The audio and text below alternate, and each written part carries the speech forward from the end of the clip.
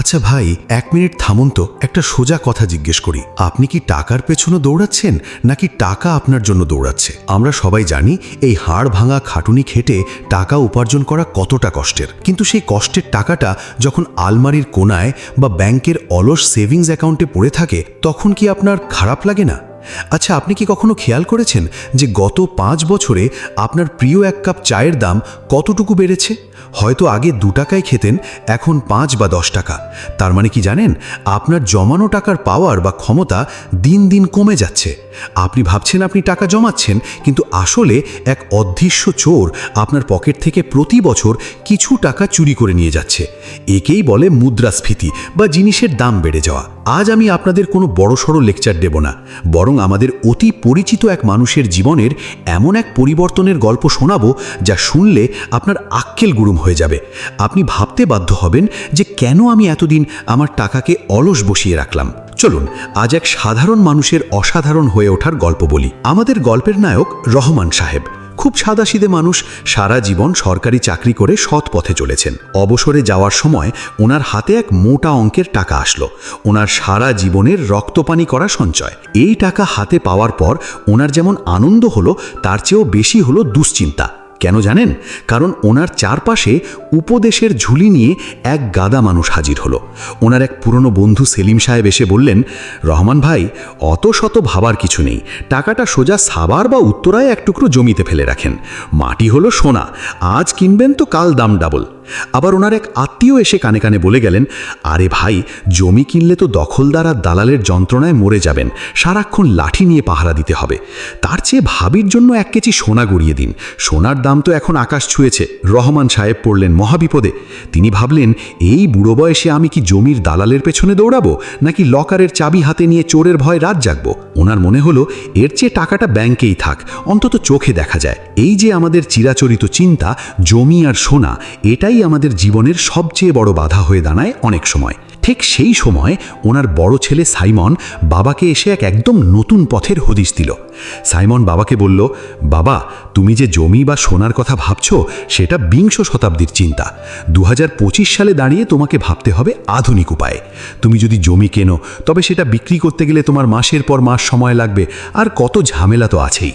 সোনা কিনলে সেটা ঘরে রাখা রিস্কি, আবার গয়না বানালে স্বর্ণকার মেকিং চার্জ নামে তোমার অনেক টাকা কেটে নেবে। তার চেয়ে চলো তোমাকে কিছু আধুনিক চিজ দেখাই, যেখানে তোমার টাকা তোমার হয়ে কাজ করবে, আর তুমি বারান্দায় বসে আরাম করে চা খাবে। সাইমন বাবাকে প্রথমেই শোনালো মিউচুয়াল ফান্ডের কথা। সে বলল, বাবা, ধরো তুমি একটা বিশাল ফলের বাগান করতে চাও, কিন্তু তোমার একার পক্ষে সেই বাগান দেখাশোনা করা বা চারা কেনা সম্ভব না। তখন তুমি আর তোমার মতো আরও 100 জন মিলে টাকা তুললে এবং একজন অভিজ্ঞ মালিকে নিয়োগ করলে। সেই মালি জানে কোন গাছে কখন সার দিতে হয়, কখন পানি দিতে হয়। মিউচুয়াল ফান্ড ঠিক তেমনই, তোমার টাকা বিশেষজ্ঞ ম্যানেজাররা মিলে দেশের সেরা সেরা কোম্পানিতে খাটাবে। তুমি বড় কোনো ব্যবসা বোঝো না তাতে কি, তোমার টাকা তো দেশের সেরা ব্যবসায়ীদের পকেটে খাটছে। রহমান সাহেব তো শুনে টাসকি খেয়ে গেলেন। তিনি ভাবলেন, বিনা কষ্টে আমি ব্যবসার ভাগিদার হচ্ছি। সাইমন তাকে আরও এক ধাপে গিয়ে নিয়ে গেল। সে বলল, বাবা, তুমি তো জমি কিনতে চেয়েছিলে, তাই না? এখন আর আস্ত জমি কিনতে হয় না, তুমি চাইলে রিটস বা রিয়েল এস্টেট ইনভেস্টমেন্ট ট্রাস্টে ইনভেস্ট করতে পারো। এতে তুমি বড় বড় শপিং মল বা কমার্শিয়াল বিল্ডিংয়ের একটা ছোট্ট অংশের মালিক হবে। সেই মল থেকে যে ভাড়া আসবে, তার একটা অংশ প্রতি মাসে তোমার পকেটে ঢুকবে। এখানে জমির খাজনা নেই, দখলের ভয় নেই, মিউটেশনের ঝামেলা নেই, অথচ মাস শেষে ভাড়ার টাকা ঠিকই লভ্যাংশ হিসেবে আসছে। রহমান সাহেব তো অবাক হয়ে ভাবলেন, বিনা দৌড়াদৌড়িতে আমি শপিং মলের মালিক? এ তো দেখি মেঘ না চাইতেই বৃষ্টি। ভাই, চিন্তা করে দেখুন তো, যমুনা ফিউচার পার্কের মতো বড় মলে আপনার একটা মালিকানা থাকবে, এটা কি আগে কখনো ভেবেছিলেন? সাইমন তাকে বোঝালো যে প্রযুক্তি এখন আমাদের হাতের মুঠোয়, শুধু মগজটা একটু খাটাতে হয়। তবে রহমান সাহেব তো একটু সাবধানী মানুষ। তিনি সাইমনকে জিজ্ঞেস করলেন, বাবা, শেয়ার বাজার তো মাঝে মাঝে ধপাস করে পড়ে যায়, তখন আমার কষ্টের টাকাগুলো যদি উধাও হয়ে যায়? সাইমন এবার তাকে শোনালো সরকারি ট্রেজারি বন্ডের কথা।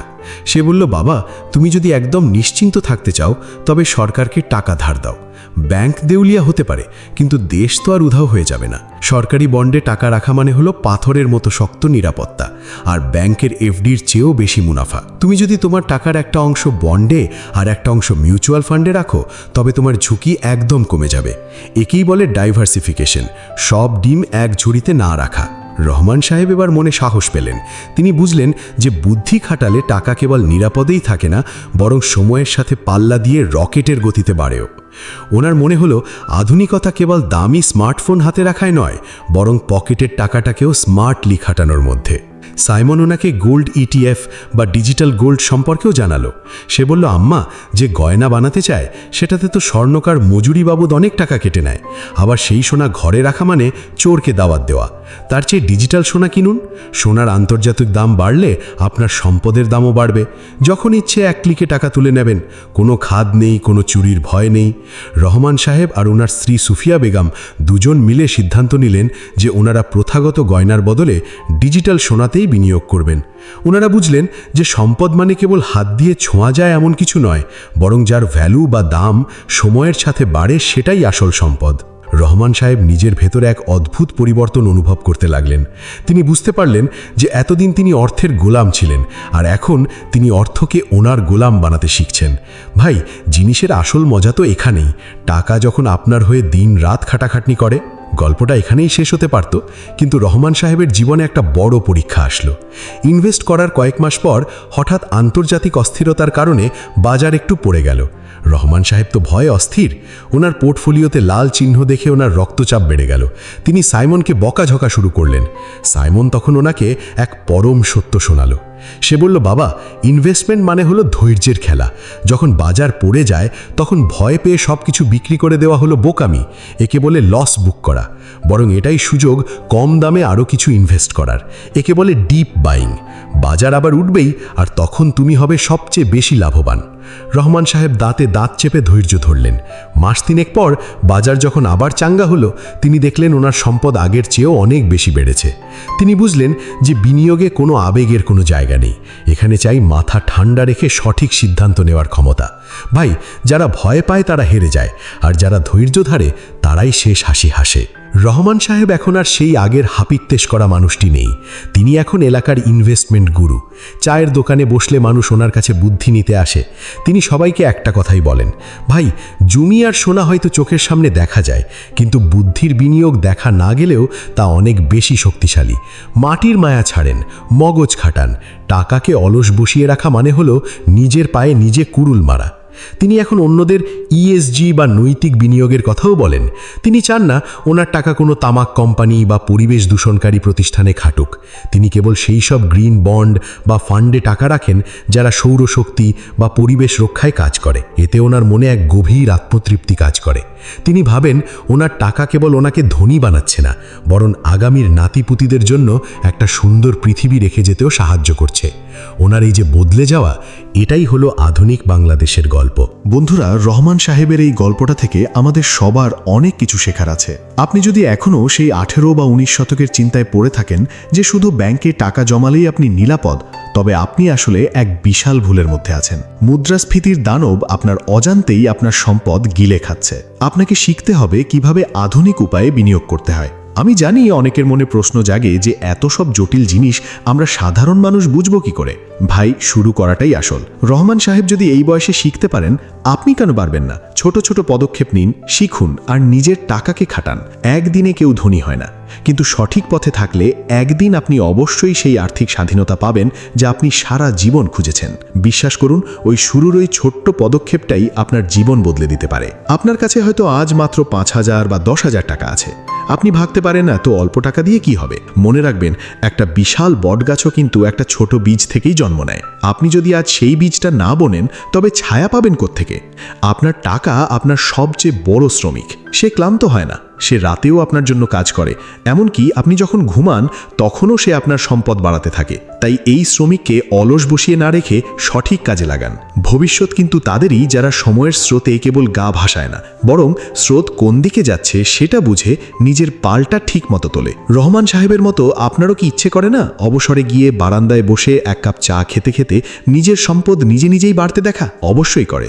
তাই দেরি না করে আজই পড়াশোনা শুরু করুন। আজকের এই আড্ডাটা হয়তো আপনার জীবনেরও এক নতুন সূচনা হতে পারে। আমি চাই আমাদের দেশের সাধারণ মানুষ এই জটিল বিষয়গুলো সহজে বুঝুক এবং নিজেদের ভাগ্য নিজেরা গড়ুক। জমি বা সোনার পেছনে অন্ধের মতো না ছুটে আধুনিক বিনিয়োগের জগৎটাকে জানুন। মনে রাখবেন, জ্ঞানই হলো সবচেয়ে বড় শক্তি, আর সেই শক্তির সাথে যদি আপনার পরিশ্রমের টাকা যোগ হয় তবে আপনাকে রোখার সাধ্য কার?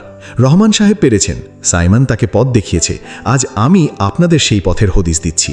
এখন সিদ্ধান্ত নেওয়ার দায়িত্ব আপনার। আপনি কি সেই পুরনো গর্তেই পড়ে থাকবেন নাকি নতুন আকাশের দিকে ডানা মেলবেন?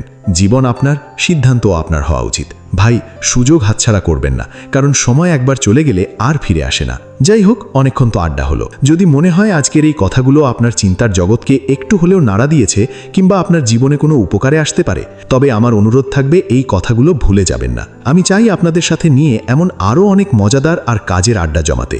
যদি এই ধরনের সহজ আর সরাসরি কথা আপনাদের ভালো লাগে, তবে আমার সাথে যুক্ত থাকতে এই ভিডিওর নিচে থাকা সাবস্ক্রাইব বাটনটি চেপে দিন। আপনাদের ভালোবাসার সাপোর্ট পেলে আমি আরও সাহস পাবো এমন জটিল বিষয়গুলোকে পানির মতো সহজ করে আপনাদের সামনে নিয়ে আসতে। ভিডিওটি ভালো লাগলে লাইক দেবেন আর আপনার প্রিয়জনদের সাথে শেয়ার করতে ভুলবেন না। কে জানে, হয়তো আপনার একটা শেয়ারে আপনার কোনো বন্ধু বা আত্মীয়ের রহমান সাহেবের মতো ভাগ্য বদলে যেতে পারে। আজ তবে আসি, দেখা হবে পরবর্তী কোনো গল্পে। ভালো থাকবেন, সুস্থ থাকবেন, আর সবচেয়ে বড় কথা, স্মার্টলি বিনিয়োগ করে নিজের উজ্জ্বল ভবিষ্যৎ নিজেই করবেন। আল্লাহ হাফেজ।